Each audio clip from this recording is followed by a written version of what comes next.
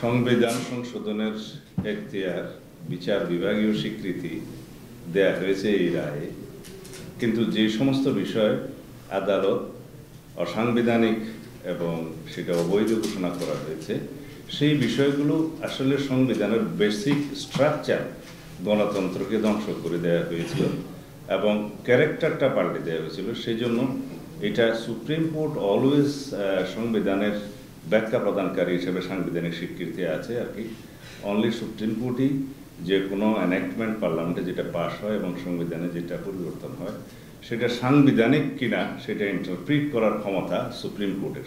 এটা সাংবিধানিক স্বীকৃতি। সেই হিসাবে কোর্ট মনে করেছে যে তত্ত্বাবধায়ক সরকার ব্যবস্থা যেটা ইউজ করা হয়েছিল, আমরা করেছিলাম, সেটা বেসিক স্ট্রাকচার হিসাবে স্বীকৃতি দিয়ে বলা হয়েছে এই বেসিক স্ট্রাকচার অর্থাৎ গণতন্ত্রকে ধ্বংস করে দেওয়া হয়েছিল, সেই জন্য এটাকে বেসিক স্ট্রাকচার ঘোষণা দিয়ে এটাকে পুনর্বহালের কথা বলা হয়েছে এবং সেই সংশোধনীগুলো বাতিল করা হয়েছে।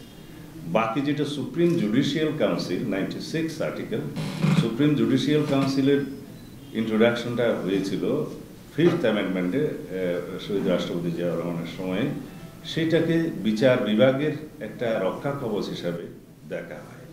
সেই সুপ্রিম জুডিশিয়াল কাউন্সিলটা 16th অ্যামেন্ডমেন্ট কর্তৃক পরিবর্তন করে এটা অনেকটা সাবজেক্ট করা হয়েছিল সংসদে। সেটা আলাদা রিটের মধ্যে সেটা বিলুপ্ত ঘোষণা করা হয়েছে, বাট এইখানে 15th অ্যামেন্ডমেন্টে এটা অন্তর্ভুক্ত ছিল সুপ্রিম জুডিশিয়াল কাউন্সিল।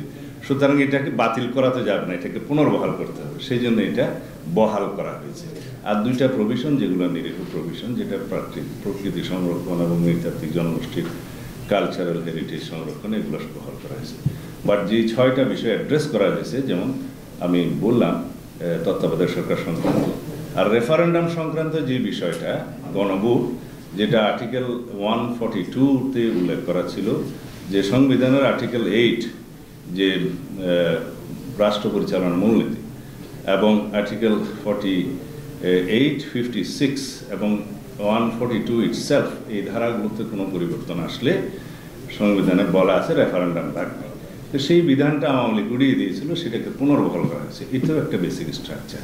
আর অন্যান্য বিষয় যেগুলো 7A and B, যে সংবিধানের 1/3 প্রস্তাবনা এবং কিছু তফসিল যেগুলো আওয়ামী লীগ তার রাজনৈতিক খাতের হিসেবে কোনো সংযুক্ত করেছিল, পরিবর্তন করেছিল, এগুলোকে ডিক্লেয়ার করা হয়েছিল যে এটা অপরিবর্তনীয়।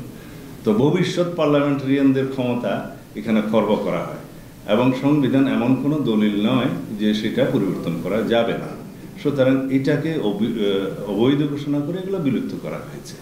7A and B এবং 7A কে বলা হয়েছে যে আর্টিকেল 7 হচ্ছে supremacy of the constitution declared, সেইটাকে বহাল রাখা হয়েছে। তো এই বিষয়গুলো আদালত সংবিধানের সাথে সাংঘর্ষিক বিধায় রায়ের মাধ্যমে এগুলো অবৈধ ঘোষণা করা হয়। আর যে সমস্ত আইন প্রধানত পার্লামেন্টে পাশ হয়, সেটাতে যদি কোনো রকমের কোনো অসাংবিধানিক বিষয় থাকে, সেটা ইন্টারপ্রিট করার সবসময় ক্ষমতা সুপ্রিম কোর্টের সাংবিধানিকভাবে। তো এই বাকি জিনিসগুলো মাননীয় আদালত সংসদের উপরে এই জন্যই ছেড়ে দিয়েছেন যে ওইখানে কিছু রাজনৈতিক সিদ্ধান্তের বিষয় আছে বলে আদালত হয়তো মনে করেছে। সুতরাং রাজনৈতিকভাবে নির্বাচিত পরবর্তী সংসদ একটি নির্বাচিত সংসদেরই কর্ম যাবতীয় সংশোধনী বিবেচনা করার। আমরা এটাকে অ্যাপ্রিসিয়েট করি এভাবে আপনার প্রশ্নের উত্তরে যে এটা একটা বিচার বিভাগীয় স্বীকৃতির মূল্য, যে সংসদ, একমাত্র সংসদই হচ্ছে উপযুক্ত ফোরাম যে কোনো রকমের সাংবিধানিক সংশোধনের জন্য।